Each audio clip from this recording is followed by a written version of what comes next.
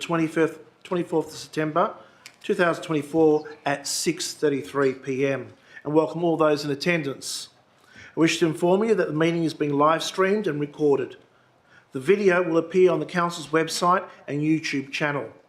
The public gallery will not be recorded unless accidentally, and only a participant in the meeting, namely a person asking questions at public question time, will be live streamed and recorded. If you wish to ask a question at public question time, your voice and image will be recorded and live streamed. If you don't consent to your voice and image being recorded and live streamed to the public, then you may need to leave the meeting. By staying at this meeting, you consent to your voice and image being live streamed and recorded. No other electronic, visual, audio recording device or instrument can be used to record the proceedings of the meeting without prior written permission from Council, as outlined in the City of Belmont Standing Orders 2017, Section 8.17. Before I begin, I would like to acknowledge the Whadjuk Noongar people as traditional owners of this land and pay my respects to elders past, present and emerging.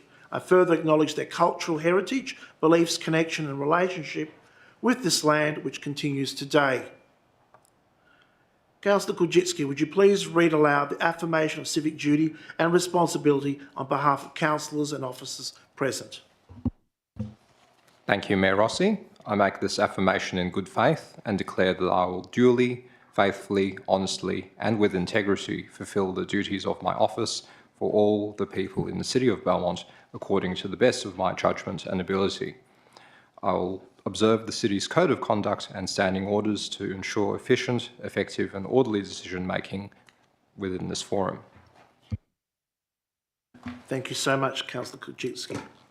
We have apologies from Councillor Powell and from Officer Mr Christie, Chief Executive Officer. We have leave of absence for Councillor Davis and Councillor VJ. Declarations of interest. Will the Coordinator of Governance please advise of those declarations made to date? Are there any financial interests? Through the Mayor, no, there have been no declarations of financial interest for this evening. Are there any disclosure of interest affecting impartiality?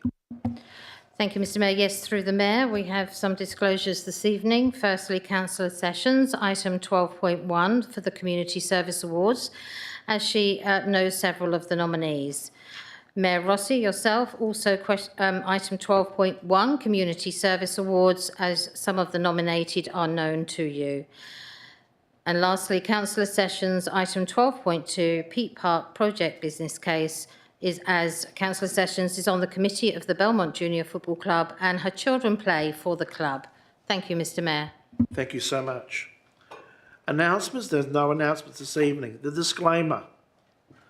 At 6:36, I wish to draw attention to the disclaimer notice contained within the agenda document and advise members of the public that any decisions made at the meeting tonight can be revoked pursuant to the Local Government Act of 1995. Therefore, members of the public should not rely on any decisions until formal notification in writing from the City has been received. Are there any declarations to be made by councillors under declarations by members who have not given due consideration to all matters contained in the business papers presently before the meeting? There are none. Public question time. 5.1. Responses to questions taken on notice. Responses to questions taken on notice from the ordinary council meeting on the 27th of August 2024 are noted in the agenda for Ms Hollands. Ms Hollands on behalf of the Belmont Resident and Ratepayer Action Group.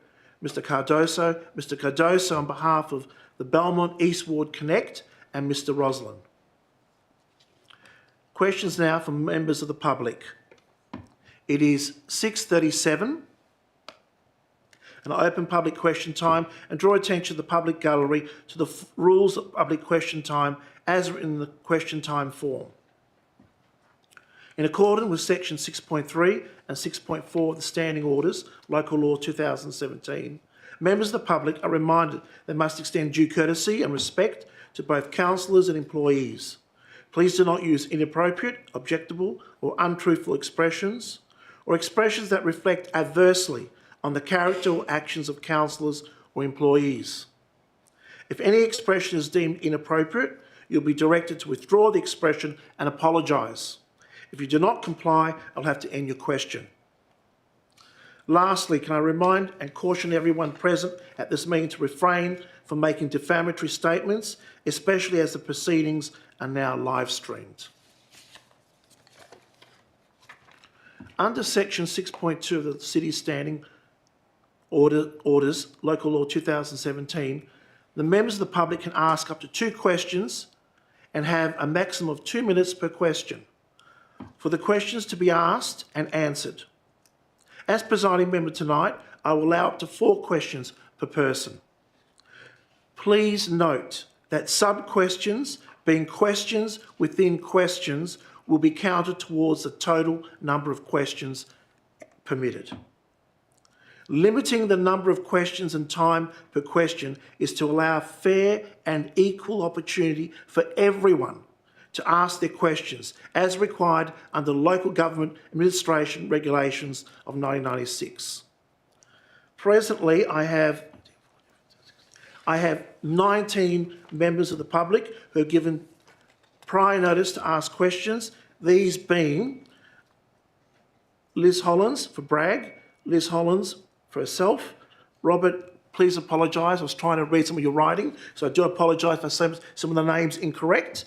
Robert Blackston, Jeanette Metcalf, Susan Cotton, Jared Harris, John Hilton, Brian Von Koski, John Clark, Andrew Gibb, Sandra Lancaster, Helmut Nibel, Gregory Gale, Ingrid Gale, Adriana Cepeda,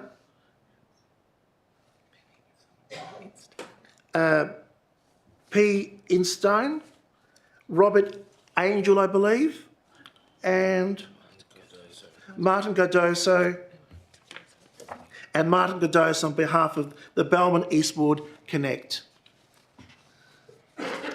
Are there any other members of the gallery who wish to ask questions? Your name, please?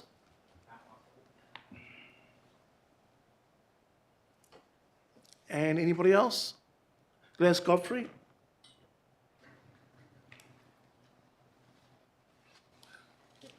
If there are none, we'll proceed to Liz Hollins for Bragg, please. Thank you.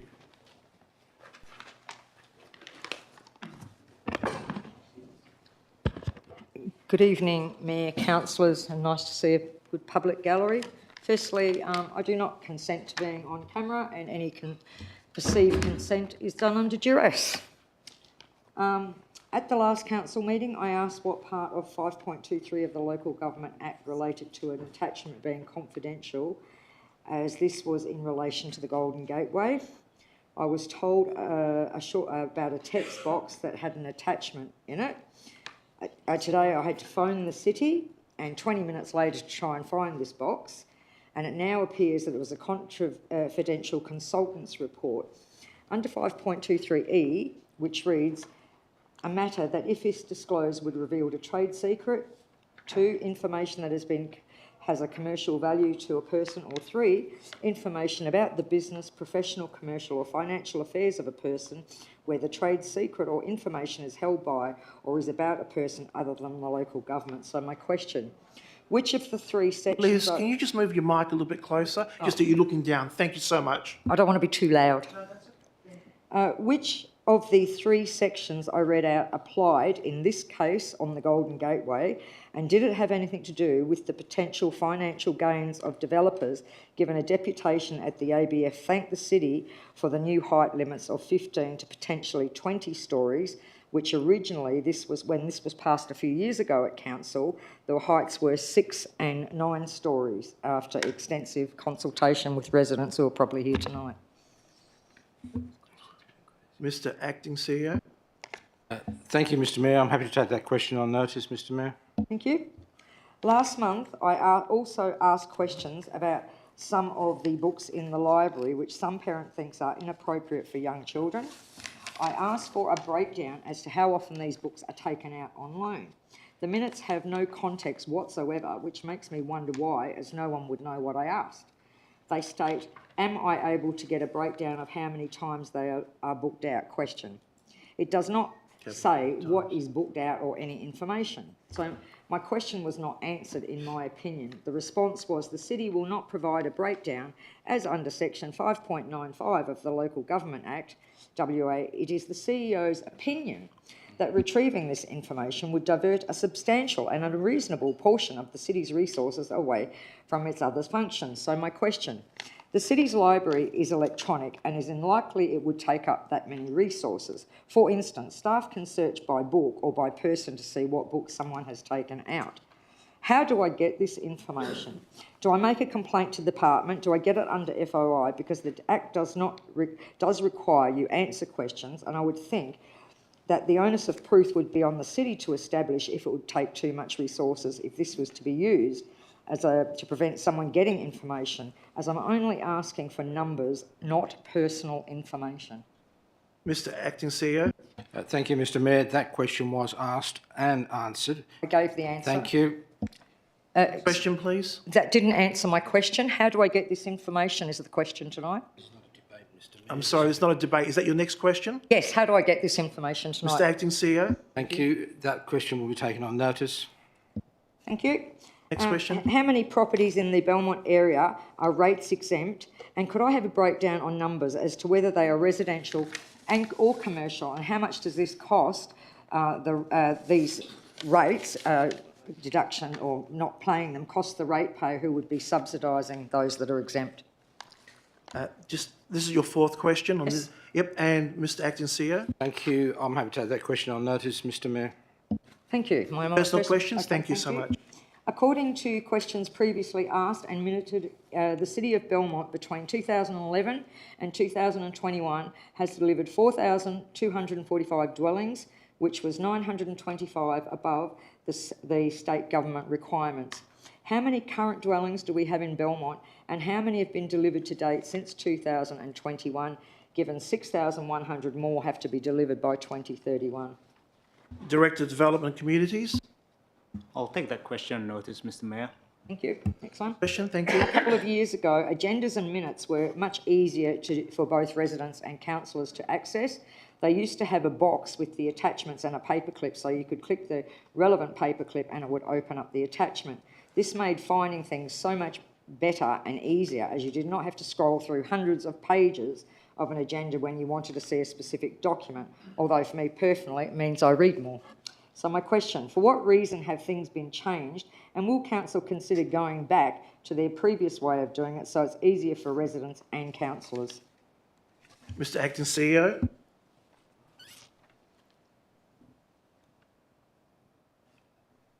Thank you, Mr Mayor. I'm happy to take that question on notice. Thank you. Last question. Yep, this is the third one actually. In view of Mr Cardoso's statement last week on having residents on camera, as well as some residents, including myself, that start up by saying that we don't give consent and it's under duress, it seems that this capturing of the live stream is clearly upsetting residents, even ones I don't always agree with. The CEO's response to Ms G on this subject at the last council meeting, who also asked, in my opinion, sounded like a take it or leave it attitude. So my question, what specific section of the Local Government Regulations 1996, section 14I, states residents must be on camera? Mr Acting CEO.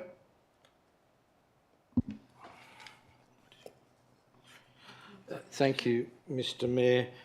That question has been asked and has been answered in the past, and if you refer to prior minutes, you'll find the answer. That didn't answer the question, because it hasn't been answered or I wouldn't be here asking. Sorry, your next question, please. Okay. Would council consider bringing this policy back to have this amended so residents are not on camera when it's not a regulation requirement?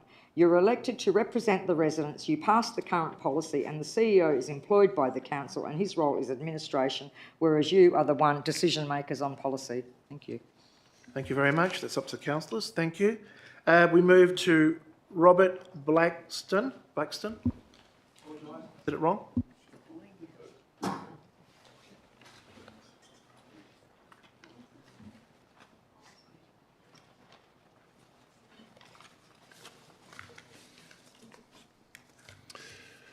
Good evening. Please state where you're from, please. Robert Blackiston, 75 Waterway Crescent, Ascot. Saying Ascot is fine. Thank you. Okay. Thank you. Firstly, I'd like to thank the City of Belmont for sending out communications regarding the GGLSP and inviting public comment. It's that I want to address tonight because I'm a bit behind in following the correspondence, and it's been brought to my attention now that I should read it a bit more thoroughly. When I first received the letter of correspondence back earlier in the year, I paid little attention to it because I thought there were some positive aspects to it, and it really gave me some thought that development would proceed in a fairly orderly manner and be good for the community. It offered 6 to 9 levels of height, which have now been doubled. That was disappointing because our community very much focuses on height, safety, security, and outcomes that benefit our community. In the first letter, it seemed as though all was on track and that the council had really taken on board a lot of things from past experiences with our community where there was the Craig Care Hospital or aged care facility where that was a 15-storey development that was an oversight in advising the council and advising the community. And it was brought back to this council, and eventually the decision was brought back to a 5-level story, which is more in tune with what we think as a community is acceptable around our district. We're not against development, but we certainly don't want to have traffic congestion. I'm sorry to interrupt. This is not a statement time. Do you have a question or two to ask? I'll have a question at the end. Thank you. Because you've got 2 minutes maximum. I'm actually addressing the letter that was sent to me personally and that invited me to make comment to council, and that's what I'm doing. No, sorry, the letters to make comment written. This is question time. Okay. So please, thank you. All right. So my question is, if you build 20-storey buildings on Great Eastern Highway and 10-storey buildings on the inner side of Resolution Drive and down Resolution Drive, does the council and has the council reconsidered its plan for traffic and for security? Whereas my view of the documents submitted online show that the traffic was last studied in 2022. Here we are in 2024. We now have a doubling up of height, which brings in exponential people, which brings in more traffic, more hazard, more safety, more security concerns. We already have security concerns in Ascot Waters. So has the council now reconsidered its position in the plan based on 2024 and this new plan to double up the size of the community within those dwellings? Director of Development Communities. Through you, Mr. Mayor, the draft local structure plan document outlines the movement network, including traffic forecasts. Can I suggest you add these comments that you're raising with us in your written submission to us? Thank you, sir. I shall. I have one further question. Yep. I note in the document that the proposed development area is going to be really up to the landowners at the end of the day to if they want to develop beyond that. My question is, has the council had any declarations from councillors or related parties if they have any vested interests in those properties within the designated area, and are they going to abstain from voting in the proposed plan? Interesting question. Mr. Acting CEO. Thank you, Mr. Mayor. All councillors are required to disclose any interest of a pecuniary nature when they're dealing with planning items. And as such, anything that comes before council, elected members will disclose anything on the public record. Thank you so much. Good, I'm pleased about that. One more question. During the letter here, it states that development of the Belmont Trust area, which was formerly Parry Field, is again not not within this plan. This has been going on for a heck of a long time. It would be an ideal opportunity. Why isn't it included in this plan? And I understand there's declarations required by the trust in order to get approvals, etc. Why haven't they been sought? Why hasn't this whole thing been resolved? Did I hear you right? You want the trust land included in the Golden Gateway? Yeah, why not? Okay. Director of Development and Community. Through the chair, I wouldn't, that's a decision for the trust as to what development might occur in the future, but I suggest that Mr. Blakiston includes any such comments in his submission, and then that will be assessed and considered when council makes a decision. Okay, that's all Thank I you have. so much. Jeanette Metcalf.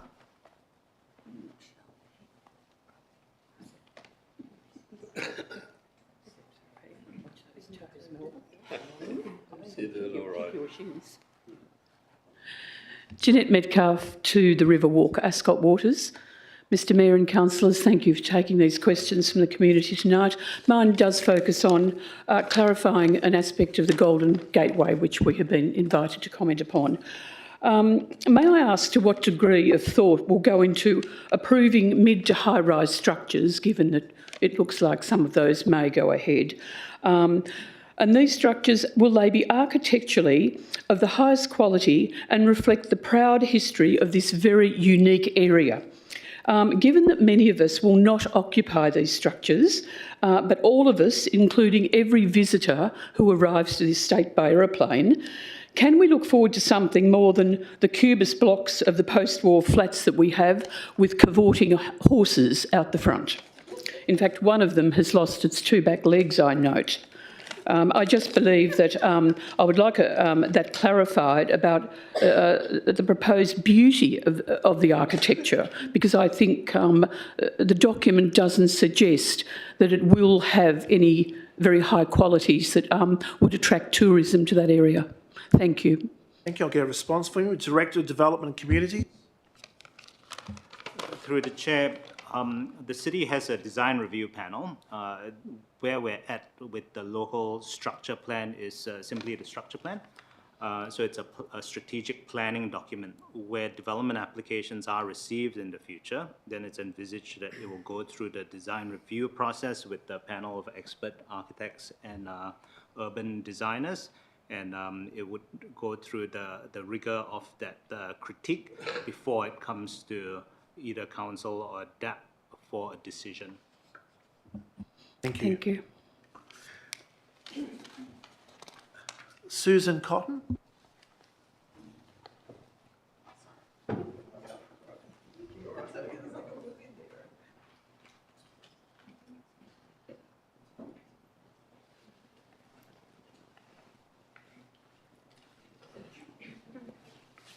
Hi, good evening. My name is Susan Cotton, and I live in Ascot Waters. My question or questions have to do with infill, and since that is being used as the reason for the proposed height structures. And conceptually, I know what infill is. I would like to know how it is being calculated by the City of Belmont, and does infill, when it's calculated, result in a score, a percentage, or a benchmark that can be compared? So we have a score today of infill, and then how does that compare to how the city did 5 years ago? And then how does that compare to what our, what our goal is? So is that, I don't know if that's in the document, because I haven't read the document, the big document. I'll ask the question then. Director of Development Communities, can you answer those two questions? Yeah. The gentleman will try and answer. Oh, answer it now. Sorry, I thought it was thank you. in the Thank you. future. Okay. I don't know. Through the chair, I can answer that one, Mr. Mayor. So the state government sets infill targets, and what they mean by infill is dwelling numbers. So each local government are set with a targeted number of dwellings in future years. So the City of Belmont has a prescribed number of dwellings to be new dwellings to be built in the future by the state government. And that's how infill for the city is calculated. And the city tracks it on building permits that are issued and buildings that are completed in each year to see how we're progressing against the targets set by the state government. I believe the lady did ask about how it's compared to 5 years ago, but you may need to take that on notice. I'm not too sure you can answer that now. Through the chair, I'm happy to take that on notice. And the reason for my question, and I might have one more question after this, is so that we have a discrete figure to track. So say it's 1 out of 10 or 1 out of 100 or whatever, a percentage or the number of units. So where are we now? What is the goal? And then how does that compare to what other cities are doing? And I think everyone needs to do their fair share of development to create more housing and more affordable housing. And I think there are other ways. Your question, please. I know. Oh, sorry. Thank you. So, and then from the state, for this target, I would like to know how it is technically called. Is it a goal, an objective, a mandate, a state or federal law? So what are we operating under in terms of what the city is trying to accomplish to meet this target? Director of Development and Communities. Through the chair, the state sets housing numbers based on the forecasted population growth and the need to house the growing population. The housing numbers are distributed across various local governments in accordance with the locality, the availability of infrastructure, transport links, employment, and a number of various factors. Sorry, through the chair, I can't remember the second part. Was there a second part to the question? If Ms. Cotton would kindly repeat the second. I think there was one. Sorry. Is it an actual law?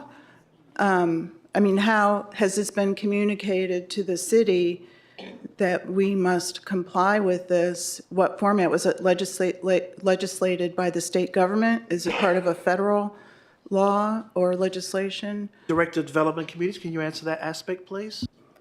Through the chair, so that is outlined in a strategic planning document by the state government. And each time the city prepares its local planning strategy and its local planning scheme, the state government assesses it against its capability of meeting the strategic target of dwellings set by the state government, and either approve the scheme or ask for the local government to amend schemes and make adjustments to ensure that the scheme is capable of achieving the housing target numbers. Thank you. Do I have one last question? You have one last question. Thank you. There are other forms of infill also, aside from very tall buildings, and I think it's really disappointing that there might be, 15 and 20-story buildings, just one street away from where most of us live. So that would, and I would like to know what the city is doing to create other avenues for infill, allowing people to subdivide their lots, allowing people to subdivide maybe their existing homes to make 2 residents, allowing people to build granny flats, to take advantage of existing structures, what is here on the ground now, to allow for more people to live in the existing structures and for people to add structures onto their existing properties. Director of Development and Communities, can you answer that question? But can you also address the issue that it's 1 street away? Because I believe it was 200. What's the closest point? And also answer the question. Thank you. Through you, Mr. Mayor. The city has various zones for residential properties, for commercial mixed uses, industrial and the like. There are low-density residential areas based on the locality, what environmental factors, whether it's airport noise that might affect dwellings, hence a lower density in such areas.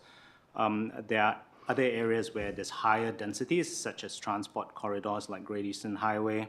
Also, some of the centers around the city, so the local centers, the town center would have higher dwelling densities, taking into account the amenity that's available. The proximity of Golden Gateway to Escort Waters is separated by the road network, so it's not next door per se, but I understand Ms. Cotton probably is referring to it is in quite close proximity. What I would point out is that land within the Golden Gateway is currently zoned mixed use. Under the scheme, the mixed use zone has no prescribed height limits. So what the Golden Gateway document is intending to control is height. So while it does refer to higher height than what was previously advertised, it's important to note that without the Golden Gateway structure plan, there's no prescribed height limit. So it's based on the merit of what developers propose. So the intention of the Golden Gateway local structure plan is to coordinate building heights and development in the future, so that firstly, developers have some certainty and some boundaries as to what they could develop on the site, but also provide some certainty for residents in the areas to know what heights should be expected into the future. Thank you so much. Thank you for listening, and thanks for allowing questions. Thank you. Jared Harris.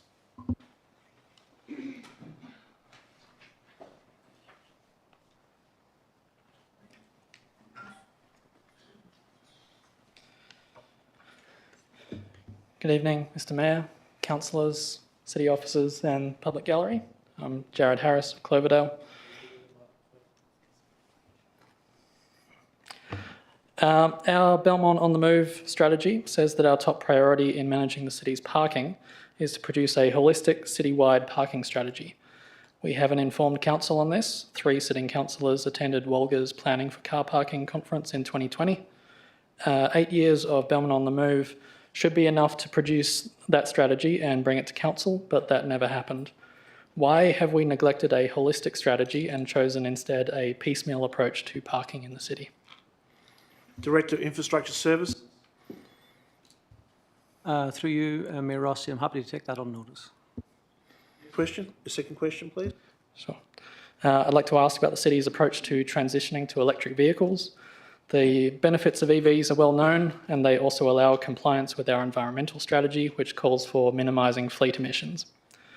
Our neighbouring local governments are actively transitioning to electric, while our fuel costs are expected to hit 157 grand this year. We have 6 vehicle chargers in the hub that could offset those fuel costs, but we have no EVs to charge. That could change. We're budgeted to buy 11 new fleet vehicles this year. How many of those 11 will be electric?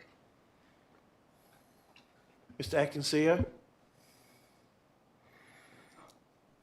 Director of Infrastructure Services apparently looks after this.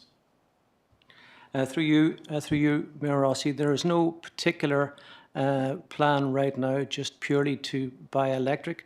We do have a plan to put together a fleet review, sustainability fleet review, to look at the future of fleet, not only just the light fleet, but also the heavy fleet, in terms of where the industry is going in electric vehicles and other type of vehicles.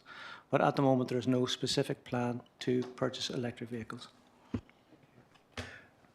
Mr. Harris, third question. Do you have a third one? Yeah. Last meeting, the city defended its implementation of the Sustainable Transport Plan with a long list of completed or planned projects claimed to be done, quote, under the plan. The majority of the 11 listed projects were never mentioned in the plan at all. Anyone unfamiliar with the document would be misled on how well we followed it. Most are unfamiliar because the city keeps the Sustainable Transport Plan from the public. In truth, out of the 22 infrastructure projects recommended in the 5-year plan, we completed 3. That we've failed to follow through on 19 out of 22 projects in our official plan should spark an urgent discussion on accountability and transparency, but necessary change will not come until we acknowledge the problem, which has still not happened. So was our implementation of the 2019 Sustainable Transport Plan good enough? Director of Infrastructure Services. Through the chair, a lot of the actions that were identified in the Sustainable Transport Plan were actually investigate, and we have implemented a number of actions that were investigate. In relation to The overall question around deliverability, the deliverability, excuse me, of the plan. It's acknowledged there were actually quite a lot of actions in that plan. The plan was, I think, released in 2019, just before COVID. There have been a lot of challenges since then in relation to resourcing, and yes, some actions have been put on hold for now, and at the moment we are about to commence the review of the Sustainable Transport Plan and Belmont on the Move to create one new document that will be practical focused and with adequate human and financial resources to deliver. Do you have a fourth question? Yeah, final question. The Sustainable Transport Plan is not an isolated instance of an official plan that has seen limited implementation. Belmont on the Move has been mostly ignored for 8 years. Even earlier, the majority of projects in the 2013 local bike plan have still not been done. For more than a decade, our clear approach on bike and pedestrian safety has been limited and disappointing. Does the city have reason to reassure residents that the next plan will be implemented differently to the previous 3? Director, Infrastructure Service. Through you, Mayor Rossi, the answer to this question is similar to what I said previously, and that the next Sustainable Transport Plan will be practical focused with adequate resources, human and financial resources to deliver, and clear delivery targets. Thank you. We'll need to extend public question time. Do I have a move and second? A move by Councillor Sessions, seconded by Councillor Marx. All those, we need to vote. Please use the screen to vote.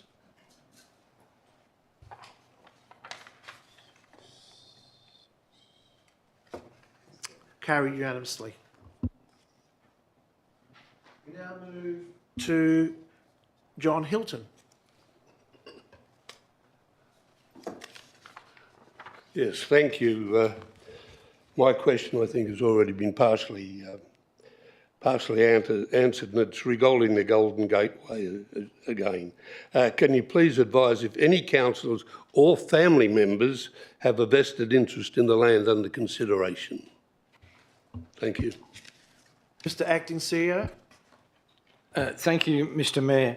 As I indicated earlier, any elected member with a vested interest in any of the land that is in the development area known as the Golden Gateway are required to disclose that matter before voting or participating in the debate. And such that have a financial interest and they wouldn't be able to participate in the debate, they'd have to leave. That will be a matter when this item comes back to council at some future stage, when the public consultation has closed and a report is written and comes back to council. And the public will know, and we will advertise that fact. Does that include family as well?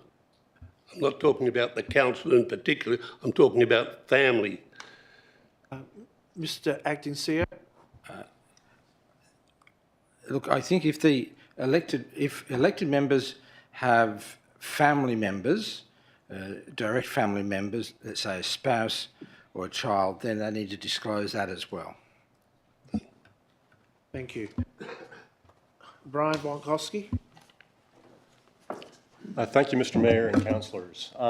The Golden Gateway Local Structure Plan consultation letter that was received by homeowners implies that the land at the Ascot Kilns will be developed as public open space, requiring further planning by the landowner. But page 6 says that it'll only have 10% open space, and page 25 states that it'll be developed as apartments. What development does the City of Belmont intend for the state-owned land at the Ascot Kilns?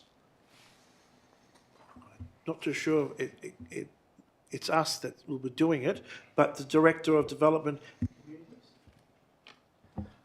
Through the Chair, the reference to 10% public open space is for the precinct, so it's overall 10%.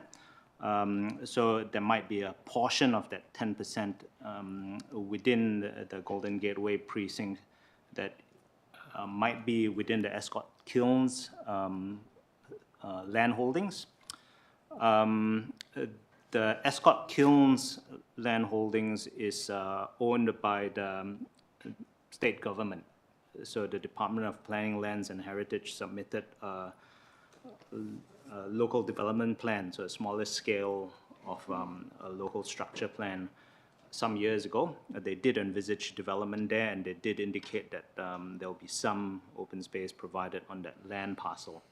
But it is not owned by the City of Belmont, so it's apart from the local development plan that the state government submitted some years ago. There's no indication on what the future form of development might be on that site. Question, please. Thank you.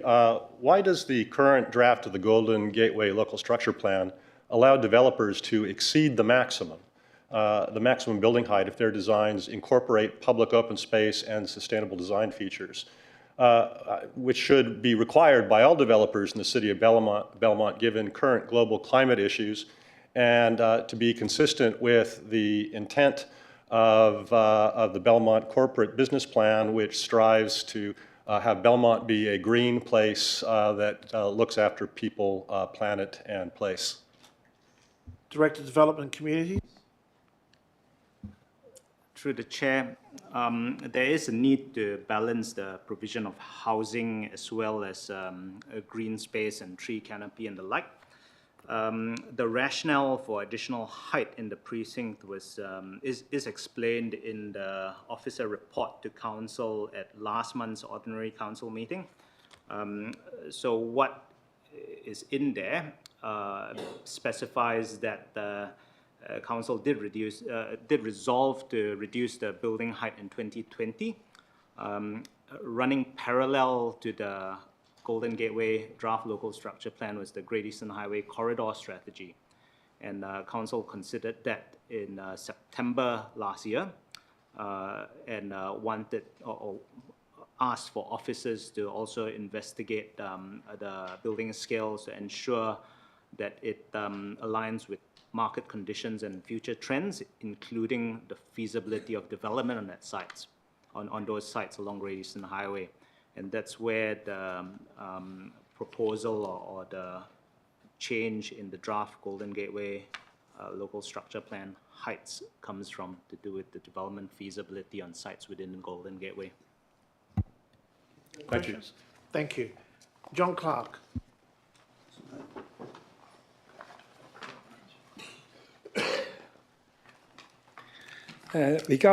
John Clark from Ascot Waters. Regarding the Golden Gateway, has the council taken into account the height restrictions imposed by the flight paths?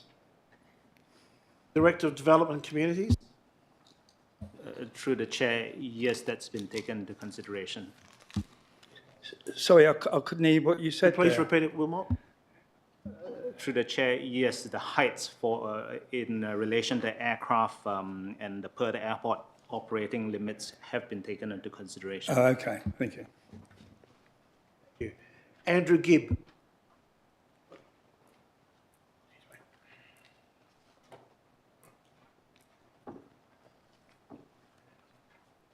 Andrew Gibb, Ascot Waters. Thank you, Mr Mayor and councillors, for letting us speak tonight. I have two pretty basic questions. One is of concern. When Tonkin Highway extension was finished, we all believed that we were going to have a nice little traffic flow through Goodwood to Garrett Road, etc. The traffic now is worse than it was before the Tonkin Highway extension, and of course Craigcare. When we were told Craigcare, all of the traffic problems were going to be fixed. That doesn't seem to happen now. In fact, it's worse. So what's the council doing, please, about the problems we've got of getting on and off Great Eastern Highway? Director of Infrastructure Services. Through you, Mayor Rossi, I'll take that on notice. Question, please. Thank you. My concern with regards to the Golden Gate in general and the actual buildings that will be built, is there an actual percentage of public versus private ownership of what's going to happen in those said buildings? Because in Ascot Waters, we don't really have a desired percentage of ownership currently, and the quality of tenants at the moment is something that you probably would not wish to have. So is there a desired percentage of each of these buildings? Director of Development Communities, could you move closer to your microphone or bring it down? Thank you. Through the chair, I'll take that question on notice, Mr. Mayor. Thank you, Mr. Mayor. Sandra Lancaster. Do apologise.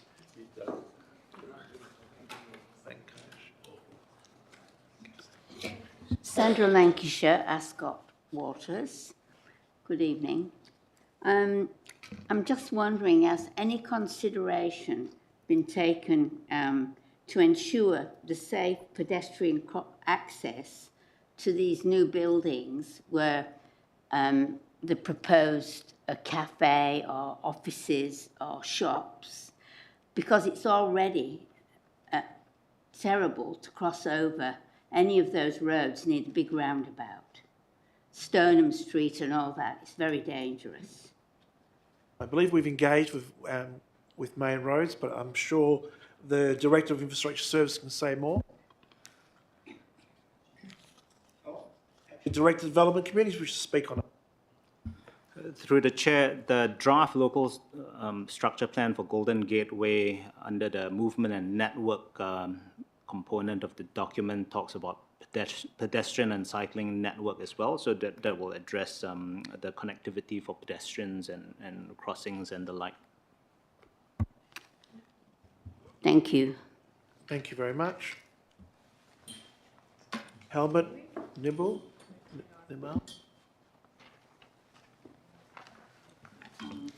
Helmut Nebel from Ascot. I have two questions.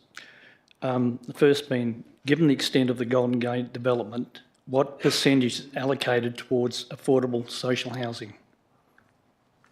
Director of Development Communities. I'll take that question on notice, Mr. Mayor. Question, please. The proposed Golden Gate development will exacerbate existing traffic congestion. Having current traffic flow measurements been made at the two roundabouts on Grandstand Road and used as a baseline in modelling the impact on traffic of the estimated 4,082 additional residents that will live in the Golden Gateway area. If the council has not prepared any guidelines to account for the substantial influx of people and vehicles, when will a detailed plan be available for concerned residents? Director of Development Communities. Through the chair, the movement and network section of the draft local structure plan includes traffic forecast, Mr. Mayor. Thank you. Thank you. Gregory Gale.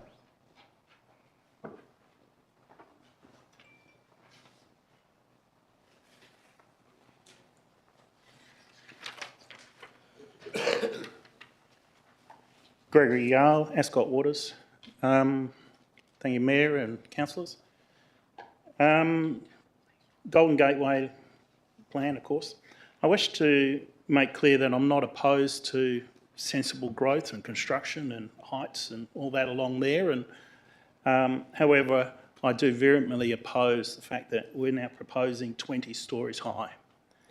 My question to council is, on what flawed basis or study or developer's proposal does the council use to suggest a building height of 15 stories and potentially 20 stories in a residential area is not, that is not in keeping with nearby building heights? And you know, you have a look up down the road, the aged care centre 5 stories, the 150 East 6 stories, 9 stories at Marina Apartments, the corner of Great Eastern Highway is 9 stories. Even a loft is at 13 stories. How do we get to 20 stories in Belmont? I mean, this is City of Perth stuff. To ask the question then, Director of Development Communities. Through the chair, the report to council at last month's ordinary council meeting outlines the rationale for height.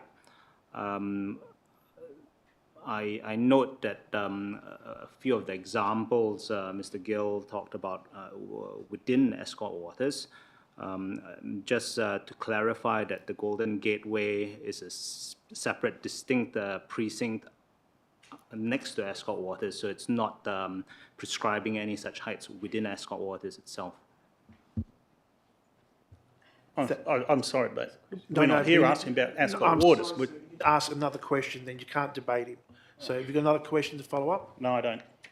Thank you so much. Ingrid Gale?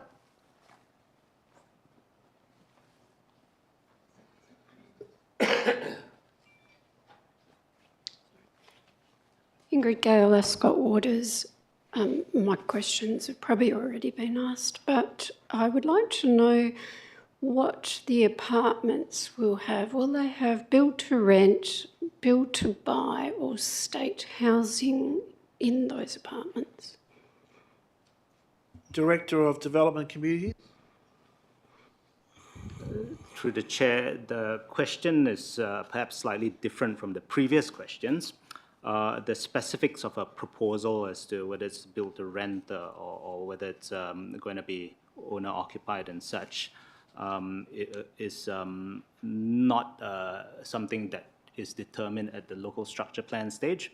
That's determined by a future proposal on the site. So as landowners or developers put forward a proposal, the structure and the design of the proposal will be assessed as far as the tenancy or the tenure of the apartment, whether it's built to rent, whether it's going to be long-term tenants and such. That's something for the future, not for the local structure plan. Next question, please. So I'm concerned about the traffic like everyone else. My question is, are neighbourhoods like Maylands and Bayswater residents, are they aware that the Garrett Road is going to have a whole excess of people travelling on the roads, as well as Belmont and other Ascot residents, because Garrett Road is already a nightmare? And will they be aware that an additional 4,000 plus people may be using these roads? Director of Development Communities, have we informed Bayswater? Through the chair, we haven't informed Bayswater as such, but as far as housing targets and the number of additional dwellings in each local government area, that's known by each local government. Thank you. Thank you so much. Adriana?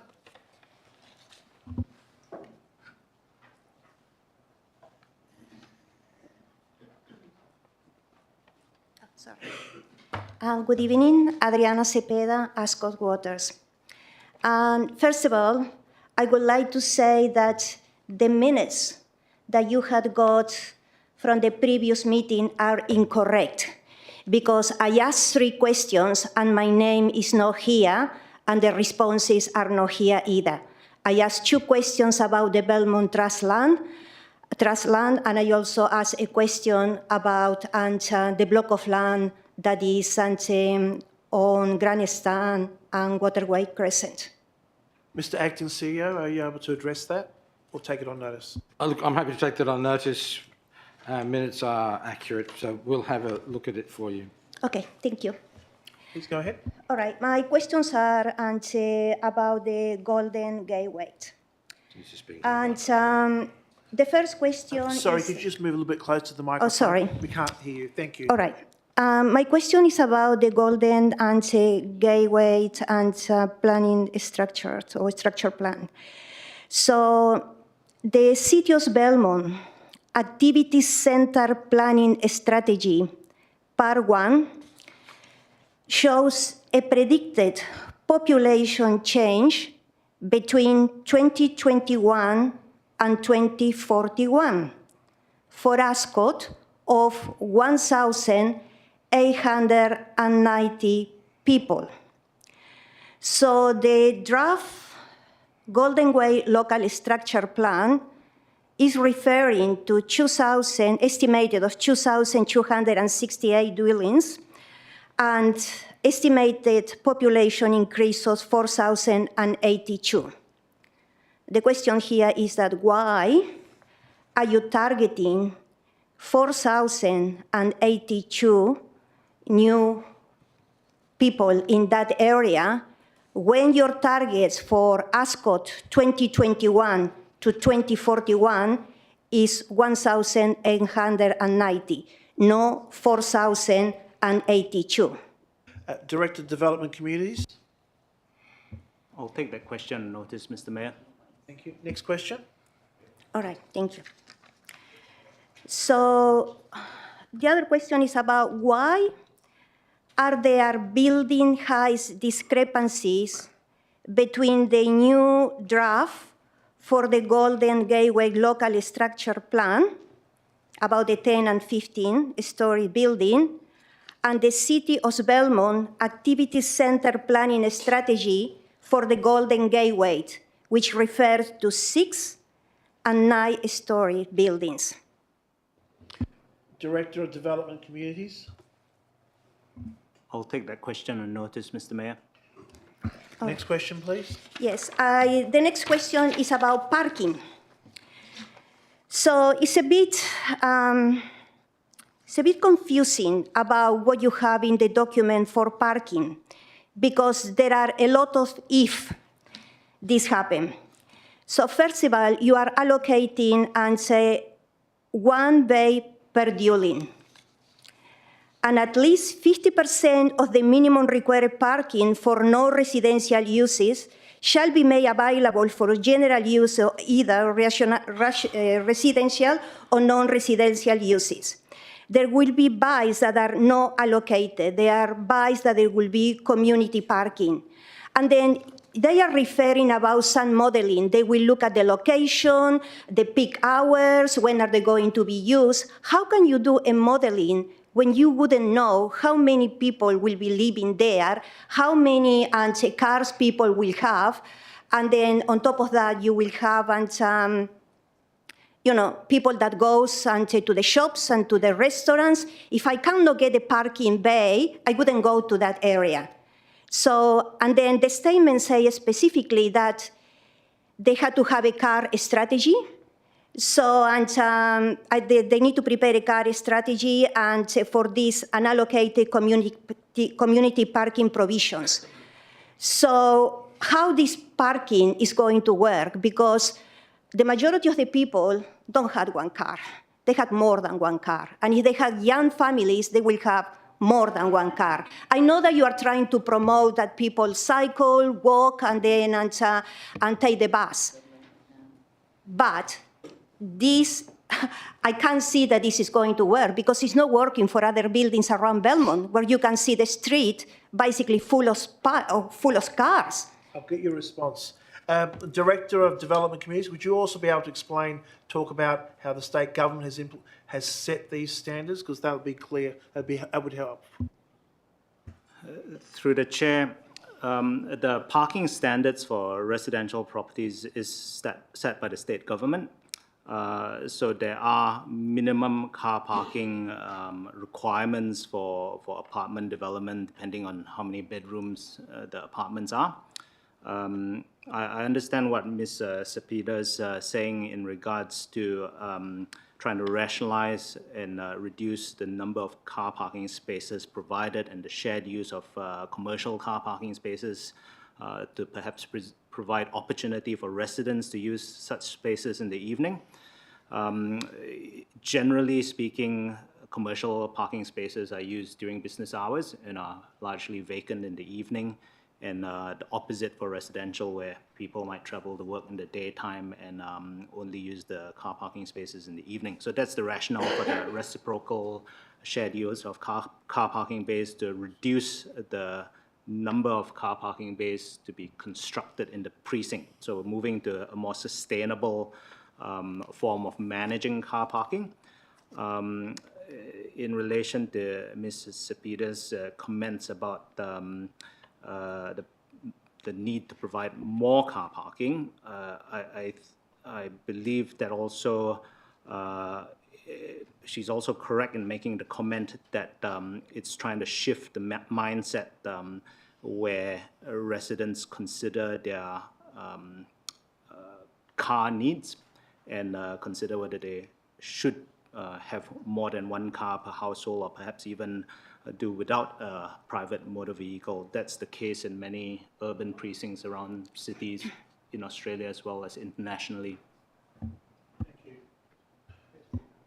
Thank you very much. Yes, thank you. Penny Stein.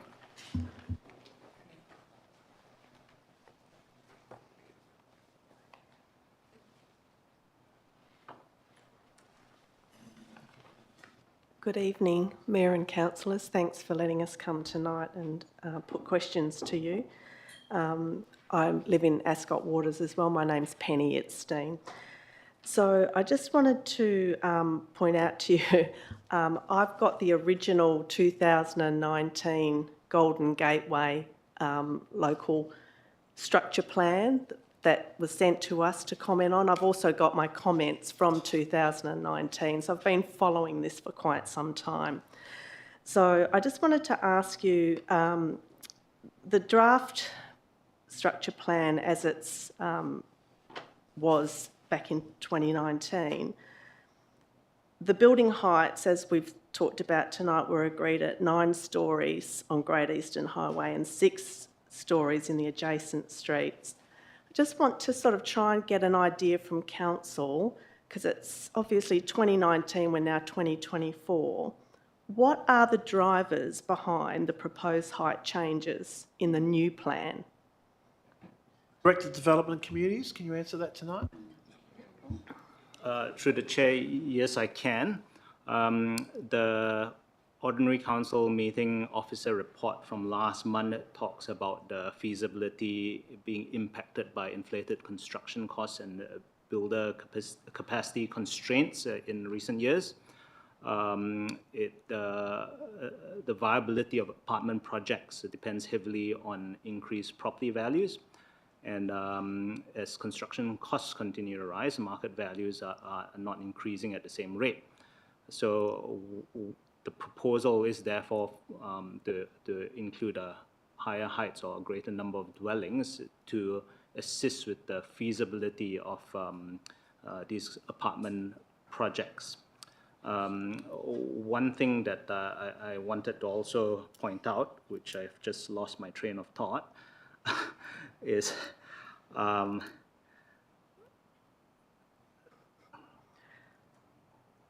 sorry, I've lost it. We will get you a comprehensive response.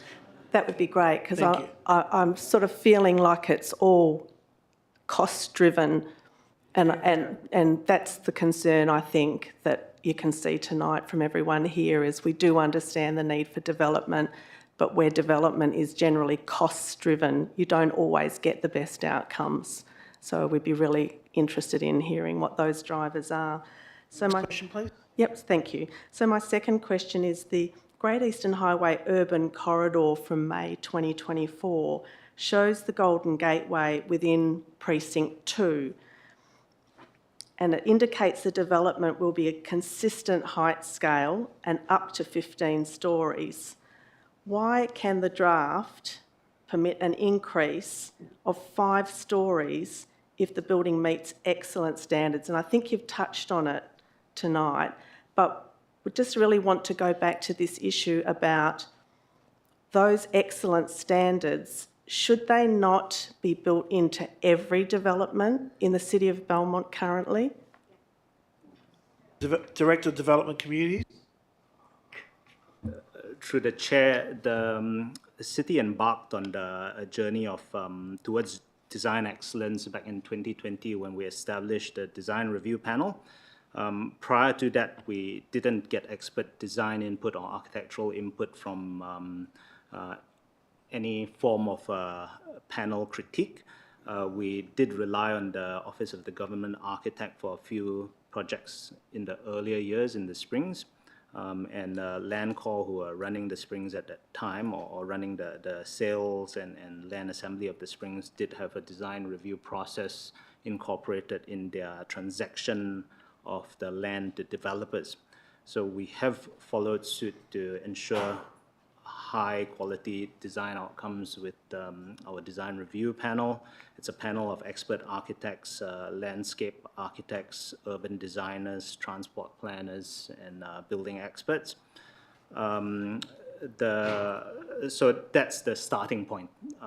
These large-scale developments, particularly ones that go to the development assessment panel, we put through the design review process in assessing the application and then putting the recommendation to the design review panel or council, as may be the case, to also comment on whether these developments meet the expected design standard. And then, of course, the additional height referred to in the local structure plan document requires design to be above and beyond what the expected standard is. So just a follow-up question to that. Yes, so, your third question. Thank you, yes. So what would you deem above and beyond? So if I was looking at approval for a 15-storey building versus a 20, can you just characterise the differences? Director of Development Communities. Through the chair, I would perhaps present extreme example. So if it was world-class architectural award-winning building, that would be design excellence, but that of course is an extreme example. There would be certain tiers between what the expected minimum standard is and what design excellence is, and we rely heavily on our panel of architectural experts to provide their input, and then of course present that in a report when it comes up to council or the development assessment panel. Thank you very much. So just a last question. So Okay, it will fourth be question. yes. Last. Thank you. So it will be possible then for you to fully articulate or document before what will be the differences between a 15-storey and a 20-storey. Director of Development Communities, are you able to say that now? Through the chair, yes. Generally, where these height incentives are contemplated in the officer report, putting up the recommendation to either council or the development assessment panel, that will be clearly outlined. Of course, it's the discretion of the determining authority. In these cases, I suspect a number of them would probably be the development assessment panel rather than council. That means they have the discretion to consider whether or not they agree with the officer's assessment and recommendation. And I've just thought of what I wanted to say earlier on. What I wanted to clarify is that the Golden Gateway local structure plan would be considered by council perhaps early next year once all the submissions have been reviewed and having due regard for what's contained in submissions, council will decide to adopt the structure plan or not. But ultimately, it's not council that makes the decision.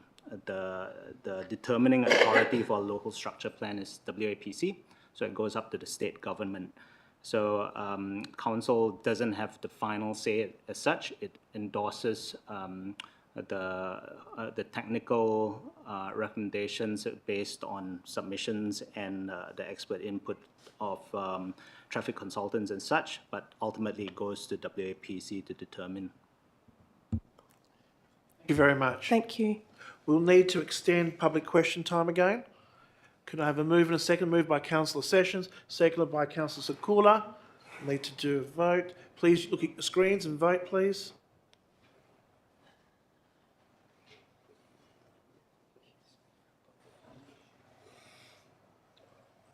Have I voted?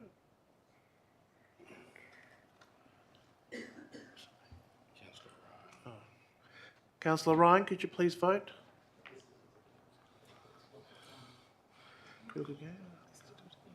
Councillor Ryan, you need to vote. Thank you. Thank you. Carried unanimously.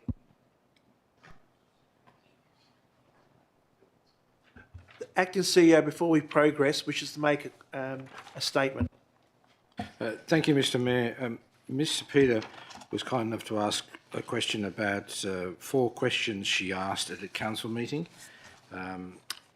If she checks the August 24 ordinary council meeting minutes on page 21, there were 4 questions asked and answered, including the one about Belmont Trust lands and also about Grandstand Road and Waterway Crescent.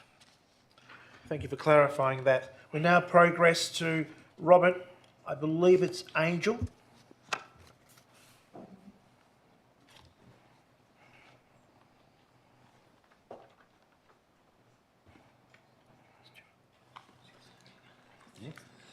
Thank you, Mr Mayor, councillors, ladies and gentlemen, concerned residents.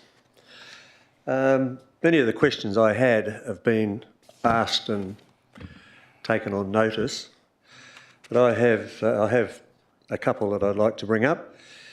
When the Golden Gate subdivision goes in, it is not calling for 10% public space, as is the usual requirement set out in the residential area and livable neighbourhoods document, as noted on page 650 of the agenda for the ordinary council meeting on the 27th of August 2024. Can I have an explanation as to why that is not included? Director of Development Communities. I'll take that question on notice, Mr Mayor. Next question, please. In regards to the architectural panel that is going to be making the decisions on what the building is going to look like, is the overall building going to be better than Craig Care, which was supposed to be the something special for the gateway of Belmont, but it's a prefabricated box and it looks horrible. Director of Development Communities, are you able to explain how that committee works? Through you, Mr Mayor, the design review panel doesn't determine applications. They provide advice to the decision maker. In most of these cases, including Craig Care, it's determined by the state's development assessment panel. It's a panel of specialist members appointed by the Minister for Planning, and there are 2 local government members from council on board that panel. I can't speculate what development might come before a development assessment panel in the future, but I am certain that it will go through the same rigor of design review as all the other developments. Supplementary question to that one.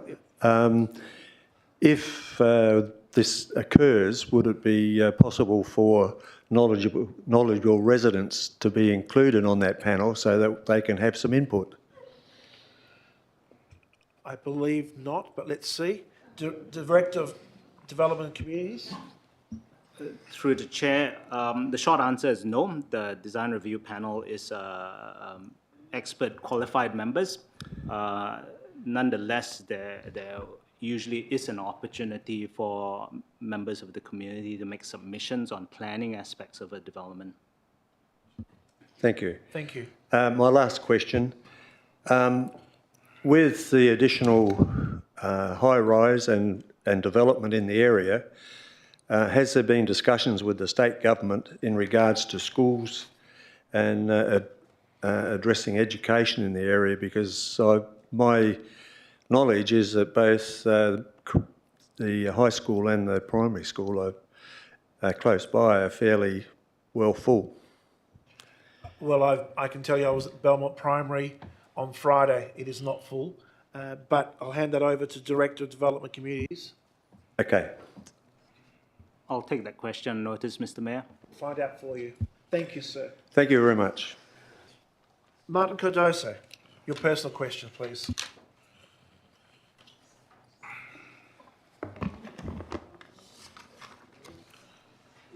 Questions, not statements. Good evening, Mayor, councillors, city officers and fellow residents. Martin Cardozo from Redcliffe. At the May 2023 OCM, when the council asked why Lyle Street residents were excluded from the consultation on a $350,000 allocation of ratepayer funds to address rat running on Mooring Street, the city responded, and I quote, "The speed humps directly impact the residents on Mooring Street, so it is appropriate that only local residents are consulted," end quote. For all intents and purposes, the city's stance is that traffic calming devices such as speed humps only affect the street on which they are installed, disregarding any impact on adjoining roads. The Stanton Road project also progressed without community engagement through the October budget sign-off. The same non-engagement strategy was again confirmed at the December OCM when the city stated, and I quote, "All residents along Stanton Road and 2nd Street received a letter as they are directly impacted by the traffic works," end quote. The regular city position of no community engagement falls short of best practice, does not align with industry standards, and certainly fails to meet community expectations. I'm sorry, that's The question is... I'm sorry, I'm in charge, and you're speaking adversely against the city, and you know you can't do that, so please withdraw that. I don't think I was. You can't speak adversely. That's I'll your withdraw. opinion. Thank I'll you. withdraw the question. The community wants to know if the city is rusted onto this position, or if the city were to revisit its position that speed humps only affect the street that they installed on, what revised response, if any, might be offered. Director of Infrastructure Services, there's two questions. Through you, Mayor Rossi, may I please ask Mr. Cardozo to repeat the second question? Could you repeat the two parts, please? The two parts? What? Oh, okay. The city, the regular city position of no community engagement falls short of best practice. That's a bit you didn't like me to say. The community wants to know if the city is rusted onto this position of no engagement, or if the city were to revisit. The city is rusted onto the position that installing speed humps on one street doesn't affect or impact another street. If the city is rusted onto that position, or whether or not, if they had the opportunity to revise their responses, would there be an alternate position offered? Director of Infrastructure Services, you have to answer those two parts. Through you, Mayor Rossi, I really think there's only one question, but I'll answer it as best I can. I'm surprised we have that question, considering we've just completed a fairly comprehensive community engagement for the Redcliffe area traffic study, whose purpose is to look at the wide area around Redcliffe and all the potential impacts on traffic calming on various areas across Redcliffe. Question, please. Thank you. At the November 2023 OCM, the community asked what the cost of the Stanton Road traffic project is and who is bearing the cost. The city responded that the approximate cost was $350,000 and that it was fully funded by the state government. Notwithstanding that this is a significant project that affects thousands of residents that had no engagement prior to being signed off as a budget line, can the community ask the question again, but this time more specifically, what is the total cost of the Stanton project calming, including lighting upgrades, drainage upgrades, and any other associated costs that are not funded by state government? And what is the expected dollar split or breakdown between state-funded and ratepayer-funded cost? There's two parts definitely to that part. Could you please answer it, or are you able to answer it, Director of Infrastructure Services? Through you, Mayor Rossi, the cost estimate remains at $350,000 approximately for the works. The lighting was $62,000 from what I can recall. This cost split or payment split is fully funded $350,000 for the LCRS works, and the city has funded the lighting upgrade. Your last question, please. That was it, Mayor Rossi. Now we move on to questions on behalf of the Belmont East Ward Connect. Thank you. Thank you. Martin Cardozo on behalf of Belmont East Ward Connect. At the June 2023 OCM, The community requested feedback from the questionnaire relating to a $350,000 allocation of ratepayer funds for addressing rat running on Mooring Street. It is reasonable to ask for proof of community support for a project of this scale, especially when both the project and the questionnaire were publicly funded by ratepayers. In response, the City stated, and I quote, "The City has recently revised its processes relating to community consultation and public disclosure. The City cannot provide information on Mooring Street as the respondents were not informed that their submissions could be made public," end quote. Notably, no such disclosure was provided for the Redcliffe Traffic Study questionnaire, yet its 336 respondents' feedback will be published. Again, there doesn't seem to be an express disclosure in the public questionnaire either. Can the City provide the reference to the disclosure that advises residents that their comments will be made public? Director of Infrastructure Services. Through you, Mayor Rossi, I will take that question on notice. Question, please. Thank you. The method or the how of community engagement by the City of Belmont is discretionary. In areas like traffic management, planning, transport, sustainability and environment, community engagement has often fallen short of public expectations. In a nutshell, the how of engagement is regularly overlooked as part of the process. This was highlighted when the Stanton project, impacting thousands of residents, bypassed community consultation entirely, being simply pushed through as a budget item. In contrast, the town of Victoria Park provides a highly relevant and recent example with its Carlisle traffic study motion. Unlike the Redcliffe traffic study, their motion was initiated by council and includes specific instructions to the CEO, including the requirement to outline the how. The item is how consultation with community can be achieved. This item on the motion ensures that the engagement plan is part of the decision-making process and is subject to further council approval. The question is directed at council. Will council consider mandating the inclusion of a community engagement plan in all future traffic calming planning, decision, transport and sustainability and environmental motions? Director of Infrastructure Services. The question was directed at council. That will be up to council to decide, but obviously the officers may put it forward. Further questions? Yes, I have. Yes, sorry. Question 3. Your Worship, with respect, the community would love to hear you take a public question on notice. Residents should hear council's view on community engagement. For the benefit of the community, would you be willing to take the prior question on notice and provide a reply on behalf of council that contrasts with the reply from the City? Repeat that? Sure. Question 3, Your Worship, with respect, the community would love to hear your take love you to hear you take a public question on notice. Residents should hear council's view on community engagement. For the benefit of the community, would you be willing to take the prior question that I just read that Mr Murphy is going to take? Would you be willing to take the prior question on notice and provide a reply on behalf of council that contrasts with the reply from the City? Firstly, it would be at my discretion, and secondly, it would be my opinion. I can't speak on behalf of the councillors here. There would have to be a vote for them to make a final decision that goes. So I just can't speak on behalf of everybody if something hasn't been approved yet. So at the moment, it would be up to my discretion. That wasn't the question, Mayor Rossi. That's my response. Okay. Question 4, the last question. Community engagement in relation to core operating matters like roads, traffic management, planning, sustainable transport and environment does not have a consistent approach when seeking the feedback of residents for projects that materially affect them.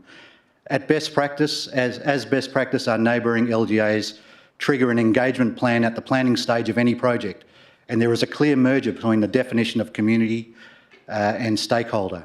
There's best practice, there's industry practice, and there's what the City of Belmont seemingly does, because that's the way it's always been done. At Belmont, we have a community engagement policy, but no plan for when the engagement policy is triggered. Sorry, you're speaking adversely against the City. I withdraw that statement. At Belmont, we have a community engagement policy, but no plan for when the engagement policy is triggered or to whom the engagement is with. Most residents reasonably believe they are stakeholders. Most residents reasonably believe that when they hear the Cities say all stakeholders will be consulted, that they will be in due course consulted. The reality is, however, that stakeholder engagement at Belmont does not include the community. Under FOI, the city made the... I'm sorry, that's really unfair. It's a statement of fact. You need to change how you're saying it, please. Okay, well, Or I'm nearly please finished, read- Mr Mayor.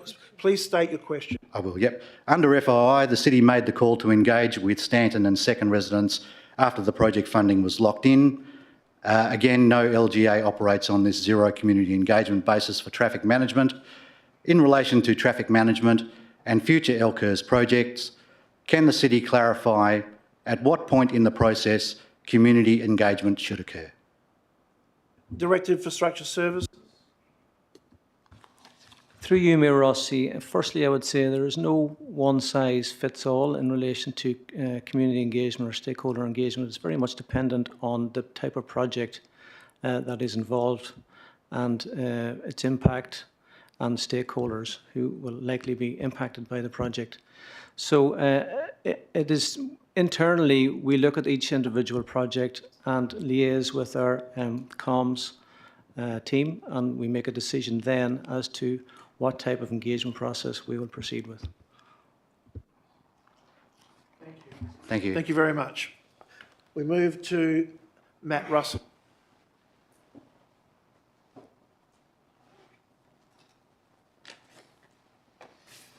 Hi, my name's Matt Russell of Cloverdale. My first question is, does the city have a publicly available workforce plan? Acting CEO. Thank you, Mr Mayor. No, it doesn't. Next question, please. Could the city make publicly available its workforce plan? Mr. Acting CEO. I'm happy to take that question on notice, but it's a private document. Next question, your third question. What is the next update to come to the Belmont Trust land? Mr. Acting CEO. Thank you, Mr Mayor. That's a very good question. There is money in the 24-25 budget to do a strategic plan on the trust land, including some design work, which I think you know about, which I think is a question that Mrs. Peet asked and got answered. And so we're doing that work in this financial year. Once that's done, we'll have another meeting of the Belmont Trust land and a public document will be issued. My final question is, after the local structure gateway plan for the gateway precinct is approved, what would the next steps be for the state government to do anything with the Ascot Kiln site? Director of Development Communities. Through the chair, I can't say for certain that's the decision. What their response was in relation to council's request to modify the heights in that Ascot Kilns precinct was that they would not modify the heights because development wouldn't be viable. As to whether they will proceed once the local structure plan for the Golden Gateway is adopted, I wouldn't know. Speak to the state government. Thank you. Thank you. Godfrey.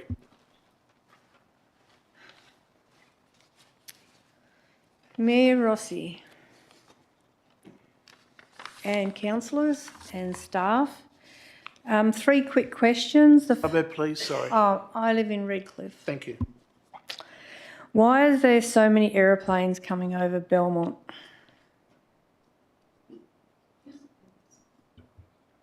Acting CEO. That's a very good question. In fact, I noticed it myself this morning when I went over to the Belmont Forum.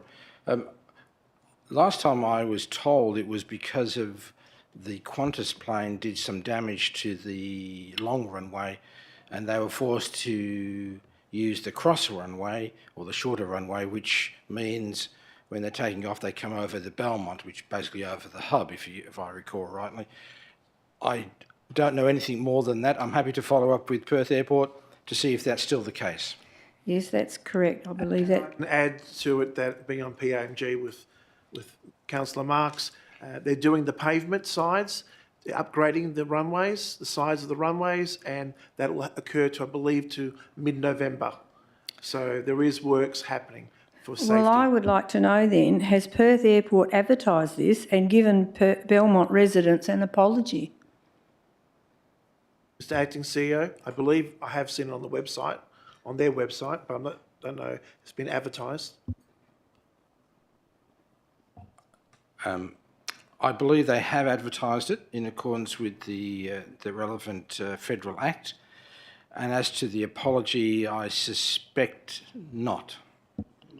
I would suggest they apologise. Next question, please. The last one is, when is Qantas moving to the international terminal, because they don't take much notice of our community? Mr Acting CEO? Not soon enough. Look, I'm not too sure, Ms Godfrey. Mrs Godfrey. Mrs Godfrey, Thank my you. apologies. My understanding, there is a public plan been announced, and they are working to that plan, and we're at their mercy, as you know. No, I don't think we're at the mercy. We have people power. Thank you. Thank you. Now, I've covered everybody. Thank you very much for your patience. Close public question time at 8:04 p.m.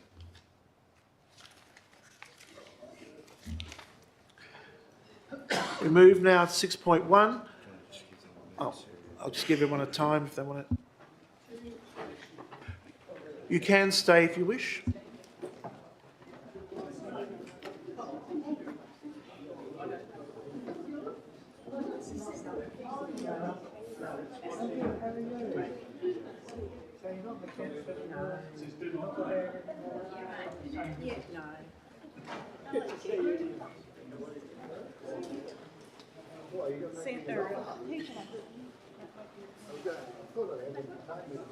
No, I think it might have been Brian's.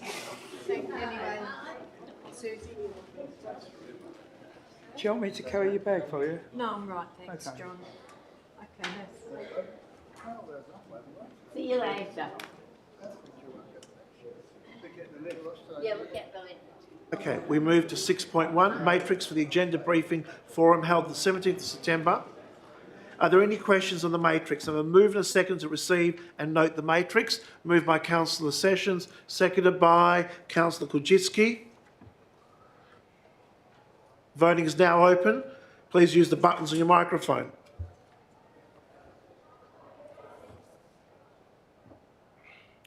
Carried unanimously.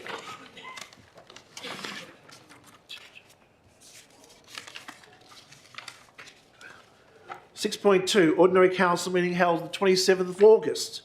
Are there any questions on the minutes? May I have a move and a second to confirm the minutes as true and accurate? Moved by Councillor Sessions, seconded by Councillor Kujitsky.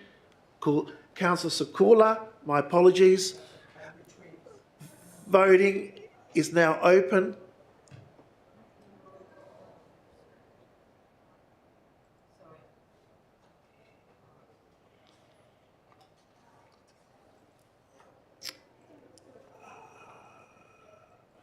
We have a few people to vote still. Can we see this? Can we see it? Oh, again. We're doing it again. We're going to start the vote again. Okay. 4. We've still got 2. We still need Councillor Ryan, Councillor Corner. Done. Carried unanimously. Thank you, everybody. Questions by members of which due notice has been given? There are none. Questions by members, response to questions taken on notice? There are none. Questions by members without notice? Are there any questions by members? There are none. New business of urgent nature approved by the presiding member or by decision? Are there any new business of urgent nature? I believe there's none. Business adjourned from previous meeting? There is none. Report of committees? There's none. Reports of administration, withdrawn items. 12.1, 12.2, Councillor Sessions.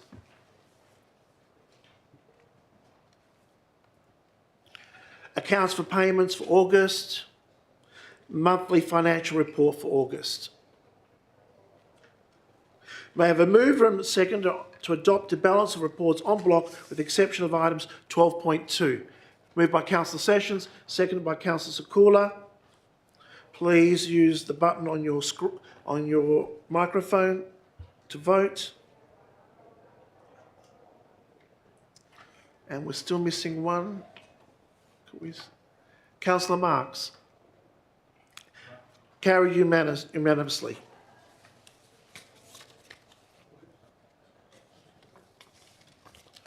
For those people present in the gallery, please note that those items that have not been withdrawn have now been adopted by Council. You're more than welcome to stay and observe the remainder of tonight's proceedings, or you may wish to leave when convenient.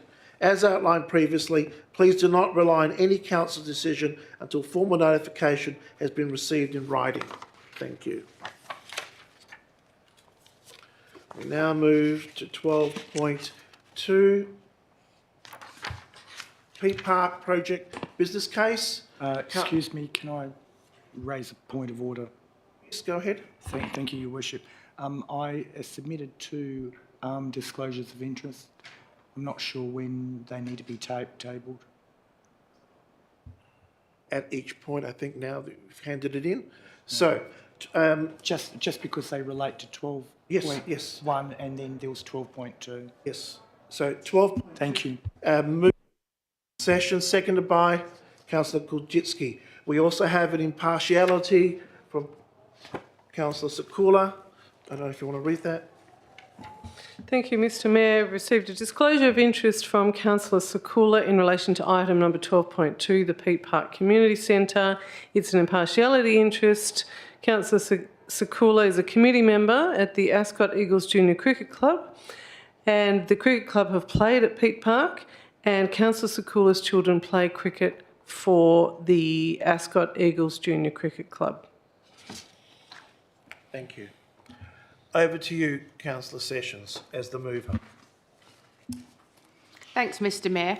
I did initially put in an amended motion for this item, but I've since withdrawn it, satisfied that my points will be covered after discussions with the officers. Therefore, I'd like to move this item as printed and thank the officers for all the work that's gone into this. This upgrade is going to make a huge difference for both clubs. It means the Belmont Cricket Club can expand to include both women and children's teams. And it means that the football club can host night games and allow further female participation. Currently at the football club, girls have to change in a public toilet, which no one should need to do. The facilities available do not currently match the quality and standard of both clubs, but option one, a rebuild, means that they will. I'm very proud to see this item on the agenda and I wholeheartedly support it, as do many of our community members. Thank you. The second that wish to speak. Thank you, Mr Mayor. After carefully perusing the information in the public report and additional information housed in the confidential attachments, I've been put at ease at the costs relating to the proposed projects that will benefit residents in Kewdale and surrounding areas into the future. Option one ensures a facility that will be fit for purpose and inclusive for all its intended users. The report shows the age demographic of the catchment area surrounding the facility is getting younger, not older, and we must cater with suitable community infrastructure that supports growing families. The report includes sufficient information to ensure our proposed investment should not become obsolete in an unnecessary short period of time. There's financial merit in proceeding with option one, given the similar, albeit smaller, cost estimated under option two. The small margin between options mitigates the risks of unknowns that may result in cost escalating once the works commence on site if council instead opted for option two, in addition to a better quality outcome. As such, I believe we should support this officer recommendation. Thank you. Anybody else wishes to speak on the matter? Councillor Sakula. Thank you, Your Worship. Sorry about my voice. I'll do the best I can. I certainly agree with the business case that's been put forward by the council officers. I think it's quite focused and well defined, and it tries to future-proof the future growth of that area in terms of different sporting codes.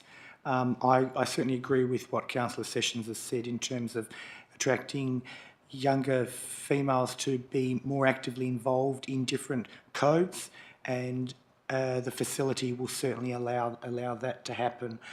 I think it's a no-brainer in terms of the development, and I think we need to support it without fear. Thank you. Anybody else wish to speak on it? If not, I'll briefly speak on it. This is about inclusivity. It ensures that everyone feels welcome and respected, regardless of their gender. This promotes a sense of belonging, and it provides for a positive experience for everyone. In my view, the building is outdated, and the needs of its users are not being fully met. We have a chance to create something that suits the needs of its users, and I fully support that. Thank you. I'll move back to the mover. No further comments, Mayor Rossi. Thank you. We'll now vote. If you look at your screen, and please vote.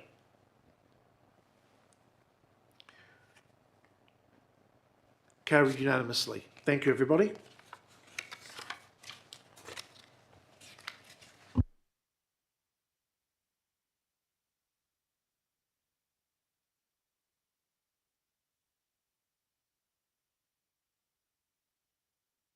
We now move to reports by the Chief Executive Officer. Request for leave of absence. A request for leave of absence has been received from Councillor Powell for the period of the 25th of September to the 11th of December of this year. May I have a move and a seconder for the request of leave of absence for Councillor Powell? Moved by Councillor Marks, seconded by Councillor Sessions. Need to vote. Please use the screen buttons. Carried unanimously. Thank you.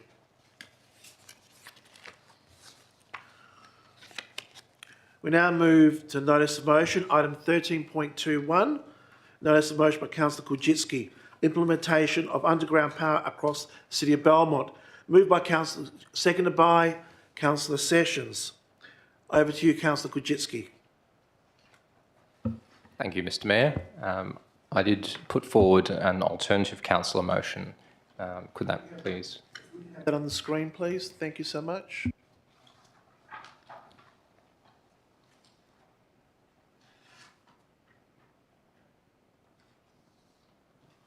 Thank you. Over to you. Yeah, thank you. I move this alternative motion tonight following the report that was delivered to Council at an information forum, responding to my original notice of motion, which is detailed in the agenda. I wish to thank officers for preparing the report and for the clarity of information provided to me and fellow elected members. As noted in the public agenda, the intent of this motion has always been to explore all available options to implement undergrounding of power assets across the City of Belmont in the most cost-effective and least burdening method possible for the majority of our residents at the earliest instance.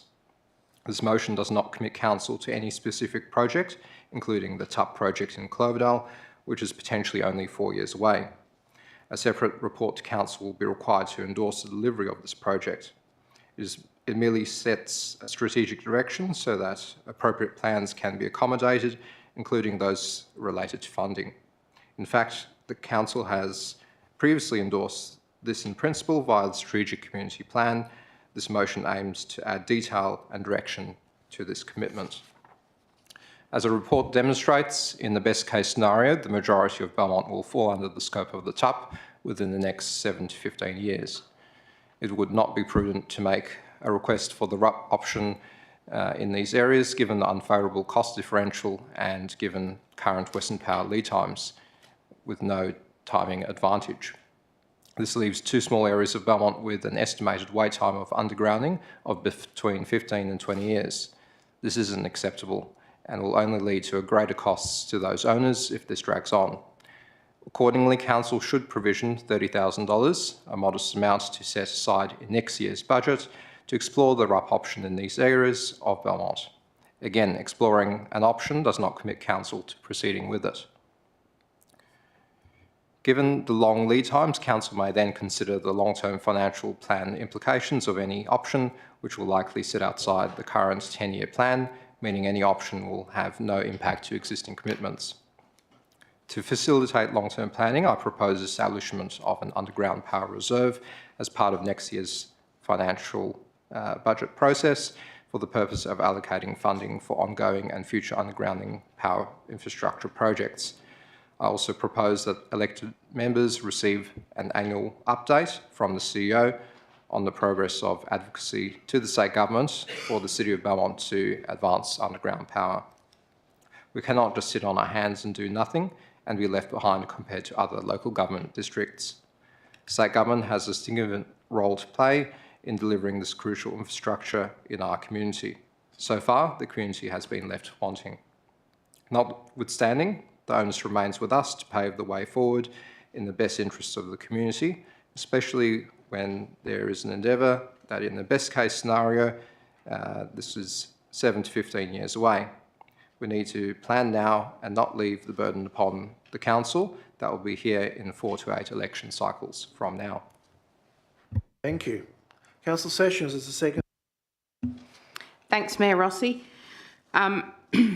Underground power is raised frequently by residents, and I thank Councillor Kulczycki for bringing this to Council.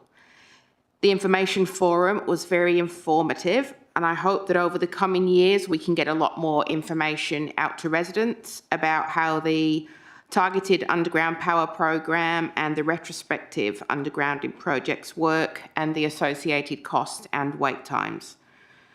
Item 2D on Councillor Kulczycki's motion gives the City the option to explore RUP to see if it will speed up the implementation of underground power in those areas that are otherwise earmarked to wait up to 25 years under the TOP programme. That's all. Anybody else wishes to speak for or against? Councillor Secor. Thank you, Your Worship. I'd like to thank Councillor Kulczycki for bringing this motion up to Council. As a long-term advocate of underground power since I've been on Council, since 2017, I certainly understand the barriers that have been put forward and the challenge that has been for Council to try and address this issue.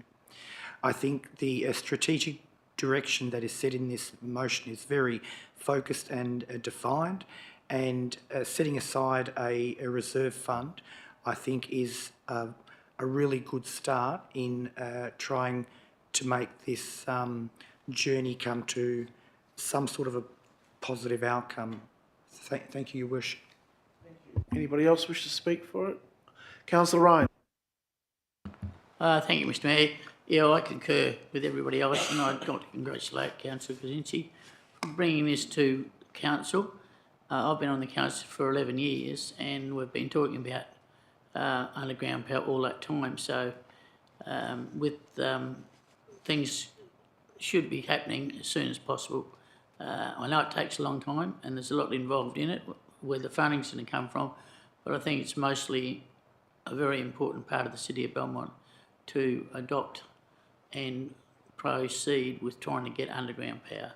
There are other councils, I think CBACO is one that's already covered with underground power, and we should be right up to it, I'd say. Thank you.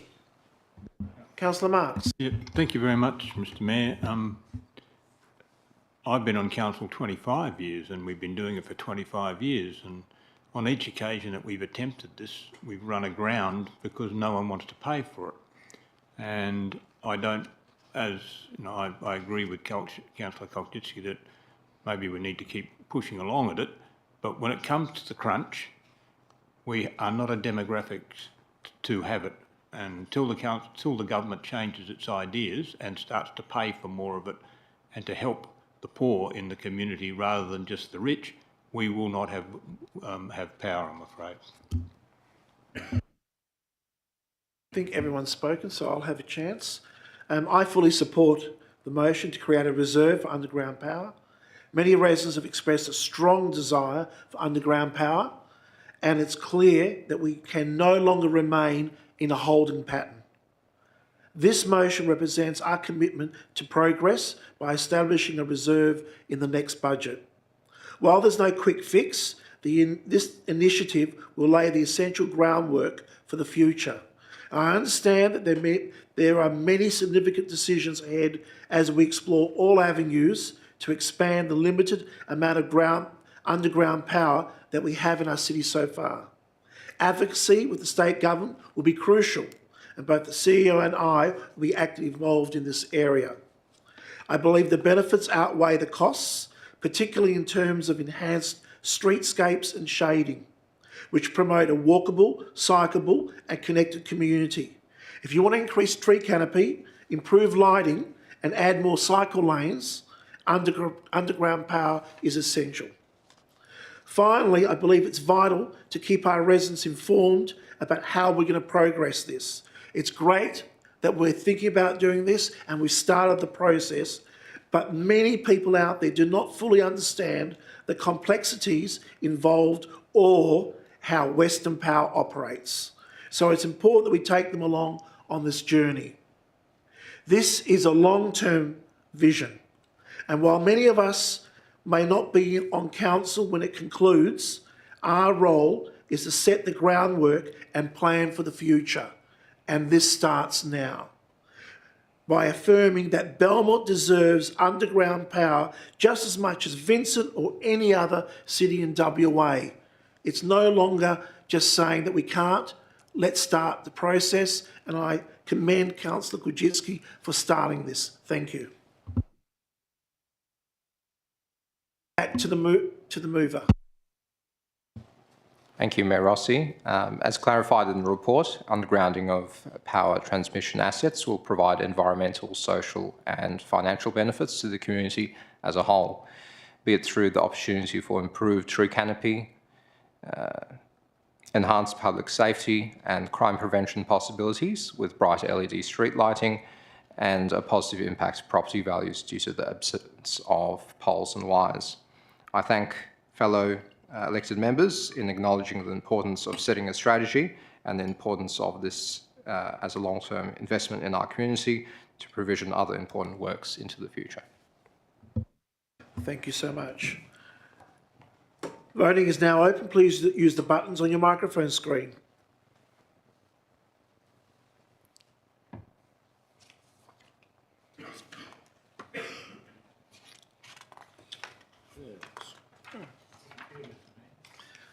I did press it. It's the same problem as you had. Carried unanimously.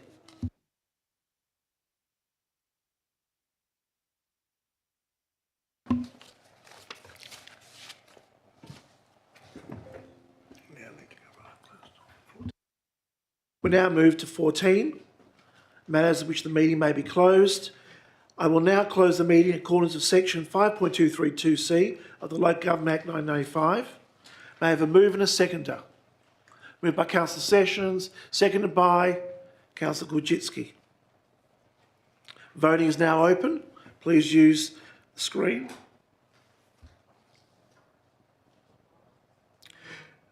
Councillor Marks, your turn. Oh, now carried unanimously. No, sorry. Yes, that's right. 14.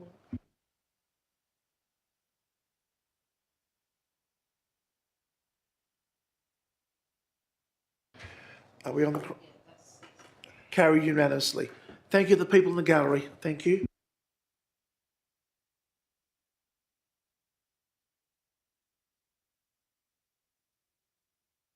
Officer, please pause the live stream. And the people in the gallery have kindly departed.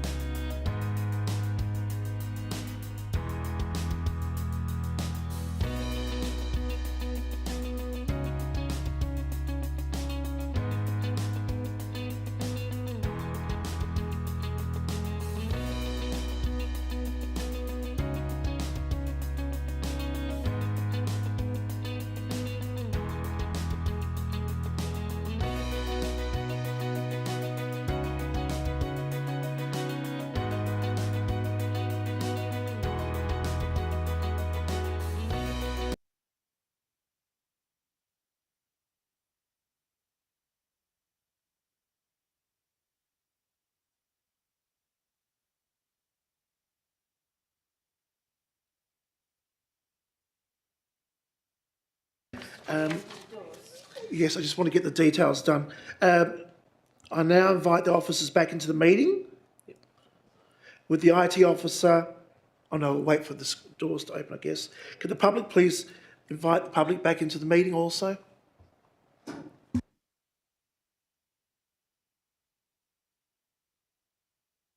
And would the IT officer please restart the live stream?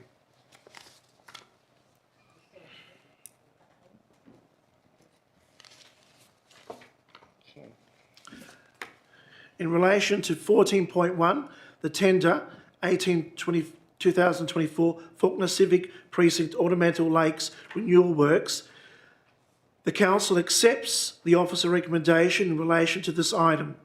Moved, Councillor Sessions, seconded Councillor Marks, carried unanimously. There being no further business to conduct, I thank all those in attendance and close the meeting at 8:31 p.m. Thank you, everybody. Can I please also remind all elected members to please return all confidential documents to the box downstairs in the foyer of the councillor's entrance or to the governance officer now. Thank you.